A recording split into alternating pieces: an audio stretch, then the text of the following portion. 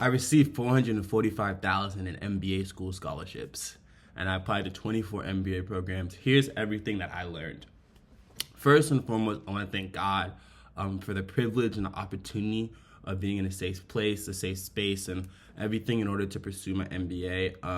My why for doing it is because no one in my family has ever achieved the MBA. No one in my family has really went to kind of top tier MBA programs, and I really want to get into like building affordable housing, particularly in Los Angeles or anywhere, and kind of working I want to pivot to private equity or pivot to a space or a place to where I feel like I could utilize all my skill sets and kind of the content creation, kind of leadership as role. I don't really know what specific job I want, but I know I most likely will have to create it or have to establish it myself. I'm kind of doing these YouTube videos so I can look back at my younger self and see where my mindset was at. So yeah, here we go. So here are the schools I applied to. I applied to Georgetown, I applied to Columbia, I applied to UCLA, I applied to Rice, I applied to Emory, I applied to Stanford, I applied to Yale, I applied to Virginia, I applied to Chicago Booth, I applied to Fuqua, I applied to University of Washington, I applied to UTexas, Austin, I applied to Kellogg, I applied to NYU, I applied to Michigan, I applied to Indiana, I applied to Tuck, I applied to Cornell, I applied to Wisconsin-Madison, I applied to Berkeley Haas, I applied to USC, I applied to Carnegie Mellon, applied to Washington University in St. Louis, applied to University of Rochester, and applied to University of Carolina, Chapel Hill. Why did I apply to so many? As you may or may not know, I was admitted to Berkeley Haas in 2022 via the 2+2 program. I was the youngest ever admit. I don't know how to reference this, but I feel like it's true. Youngest ever black admit, or Nigerian American admit, whatever you want to say to it, at 21. I was just a wide-eyed, bushy-tailed kid. I had no idea what I was doing, but knew I wanted to get my MBA. I did it. I'm not gonna lie. I was not to say I didn't deserve it, but I would say looking back now, the caliber of people who apply now, was not up to qualify. I did not qualify to who types of quality of people who are going to matriculate into the school now. So I'm so grateful to God. Like everything, when I tell you everything, just aligned perfectly for me to enter that university. Like looking back now, I'm like, oh my God, like literally the interest rates hiked up literally the same year after. All these internships and stuff were deferred and all that stuff. Like God just matriculated me perfectly to get it, bro. First year the program established, right? But like I said, then I applied to 4 schools. I applied to Georgetown, Wharton, Berkeley, and Harvard, right? I was declined from 3 of them. We got into Berkeley, and we thank God. From that, I've been able to kind of expand my palette, which I try to be more risky or try new things, which is content creation. So right now I have 36,000 cross-platform followers. Thank you guys so much for rocking with me. I'm so grateful. And I'm looking to grow to 100,000 during MBA school program. Particularly, I really want to expand my YouTube community and like my presence on YouTube and stuff like that.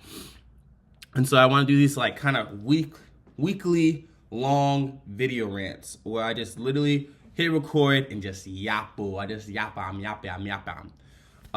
And hopefully when I get more money to get editors and do a whole shebang, I'll be able to do that. But my reflection on applying to 24 MBA schools, bro, is in hindsight, if you're going to apply to that many, you need to quit your job or have a good amount of savings to do so. I'm still working full-time in consulting, and applying to 24 MBA schools was a full-time job. I did it in a matter of like 4 days. So how this happened so hectically was Berkeley. First, like the whole deferred MBA pipeline is horrible. Like first, they say, oh, congratulations, you're admitted. But I'm so used, I was able to go to Santa Clara University for a full tuition scholarship. I was just like, okay, like you admitted me. I'm going to apply for scholarships. I'll get them and I'll go to school for free because you already admitted me as a deferred MBA candidate, right? They're like, no, what the heck? No, we're not doing that. Who said we're going to do that? So Berkeley told me, they didn't tell me this until November, that I didn't get any scholarships. The ones I didn't apply for, I didn't get either. Because you're not only just, you're competing against all the people who've been out of school for 6, 7, 8 years, who have way better resumes, who have done way more than you. And there's only a certain amount of pie. At least in my year, the pie isn't nearly as big as it was before. Because, you know, Trump, DI, all that stuff just slashed it, right? So I'm just fighting for my life, bro. Sorry, y'all. Trying to get scholarships, trying to figure out what's going on. And I think it's hard when being first generation. I don't know what's going on. I don't really have people who are close to me in the media who have done it before. So it's like you got to build the ship.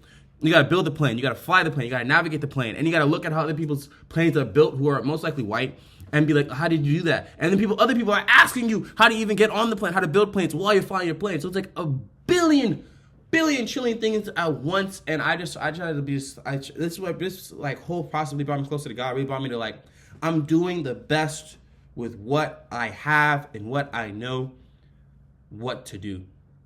And it's so hard, and I want to give kudos and shout outs to anybody else pursuing this, anybody who's watching this, that you are trying your best with what you have possible. But if I knew what I knew then, schools, the M7 schools or M top 15 schools, they're kind of like, I kind of relate them to bad bitches, right? Like women, especially bad bitches, they like to see what other bad bitches are doing. You know what I'm saying? Like, okay, it's cool. Like, this is no disrespect to any other woman, but like, if you got a girl, you know what I mean, she's a little bit she's just not as bad as the other ones, right? She's like, why do I care about that girl? You know what I'm saying? Like, okay, like, why should I care about that one? Like, no, you got to get another bad bitch, right? So like, Berkeley was like, I don't care that you got into ITT Tech with a full ride. We're Berkeley, we're bad bitch. Like, you better calibrate to us, right? So they only want the other bad bitches, like the other M7s, like the Whartons, the Columbias, the Harvards, all the other stuff. They're like, oh, you bring that to me? They're like, oh, actually, we want you, right? And what I wish I knew, I'm so mad at myself now, because I could have had like $1 million in scholarships, was you need a high GRE score. Like, the way that they underset how much that freaking matters is so frustrating, bro. It's so frustrating. Because if I knew that, I would have focused all my attention. I retook my first one. I did horrible. You can roast me and you can say I'm stupid, all that stuff. I got a 302.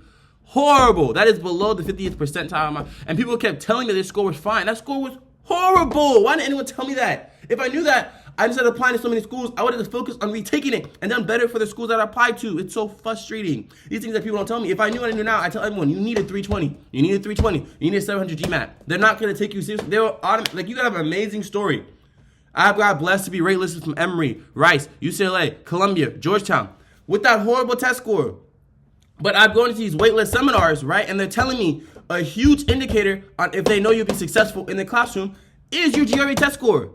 And that you can't blame them. They don't have much to base this information off of. They don't know you. So they're based on, okay, what's your test score? Is like, okay, he's a good test taker, he could do classes. You know what I'm saying?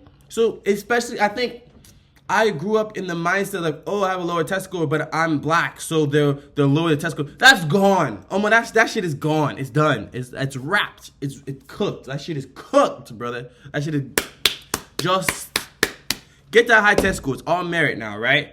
And honestly, this is good because it shows like when you're in, they can't say anything about you. They can't say it's a DI. This can't say there's that. There's nothing like I got it and you did it because you suck. That's point blank how it's gonna be now, and that's okay. Like you just gotta adjust. You gotta adapt and adjust and fight regardless, right? It was a fight, it was a battle. We got to keep going, right?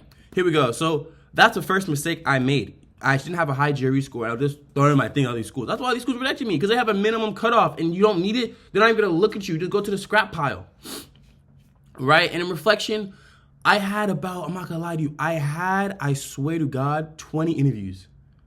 Do you know how much stressful? 10 interviews, January, bro, and February. It was like in a matter of 2 months.